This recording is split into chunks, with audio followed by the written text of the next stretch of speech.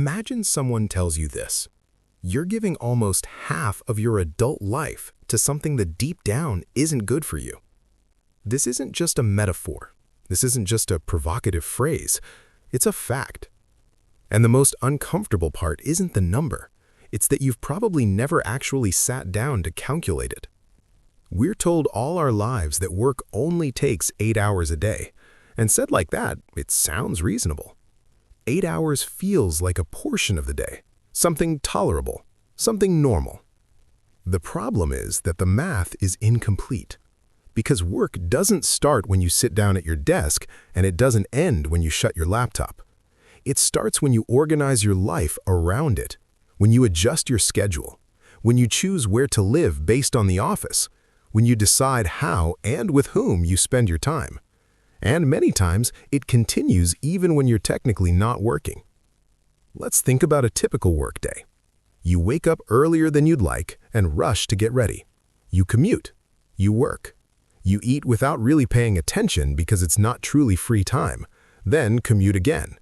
And when you finally get home, whatever's left of your day is already shaped by how tired you are. And that exhaustion is part of the cost. So, if we want to be honest, we can't just count the official working hours.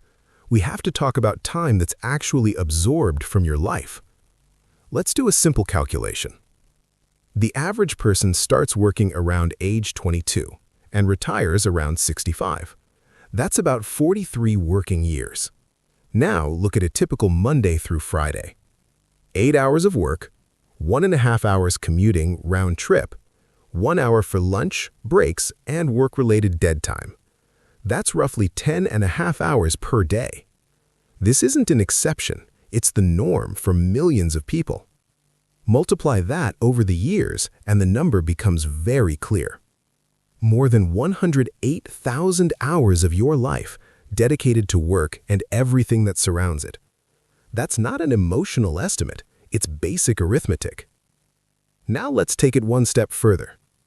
Someone who lives around 80 years and sleeps about 8 hours a day has roughly 467,000 waking hours in their lifetime. Out of those, about 108,000 hours are directly tied to work.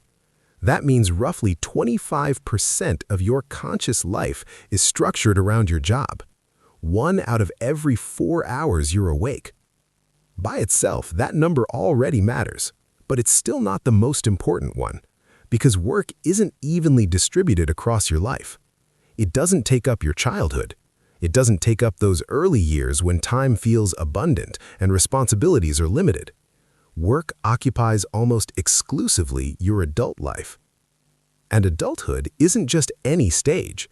It's when you try to build something, when you want to travel, even simply, when you want to start a family, or at least build stable relationships. When you begin to value time with your parents because you no longer assume they'll always be there.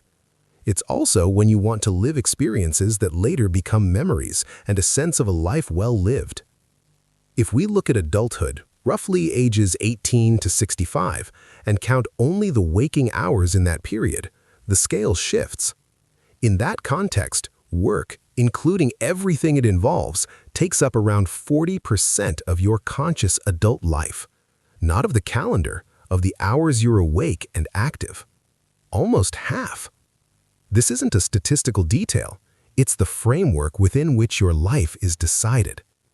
And at that point, we're no longer talking about a job, we're talking about a structural decision about your life. So the question naturally comes up. What place does your work occupy within that 40%? Is it a space where you learn, grow, and develop? Or is it something you simply tolerate because that's just how things are? Because if your job frustrates you, drains you, or empties you, you're not paying that price with money. You're paying it with a massive portion of your adult life. And that completely changes how you look at the problem. For a long time, I also thought of work as something you just had to accept. I had done everything right. A respected career, good income, stability. From the outside, there was no reason to question anything. But personally, I felt stuck, not just low on energy, empty of meaning. When I ran these numbers for the first time, when I understood what percentage of my life I was giving to something that made me feel that way, the question stopped being professional. It became personal. It wasn't, do I like my job? It was, do I want to live this way for such a large part of my adult life? Changing careers wasn't an impulsive reaction. It wasn't an escape. It was a decision made with clarity. Because not every discomfort is fixed with a vacation, and not every sense of unease is just temporary burnout.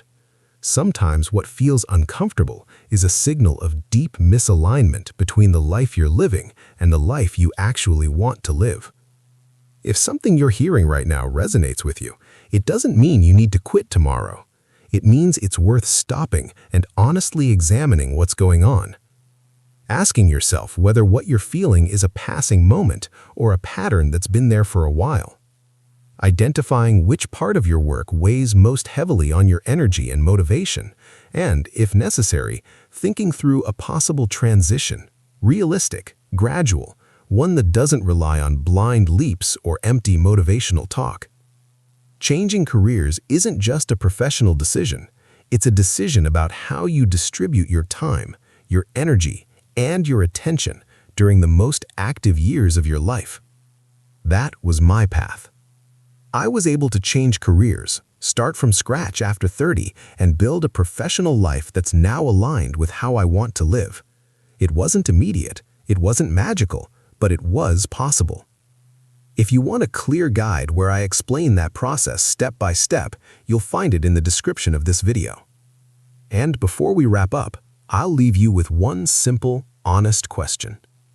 Out of your entire day, which part do you truly choose, and which part do you simply accept?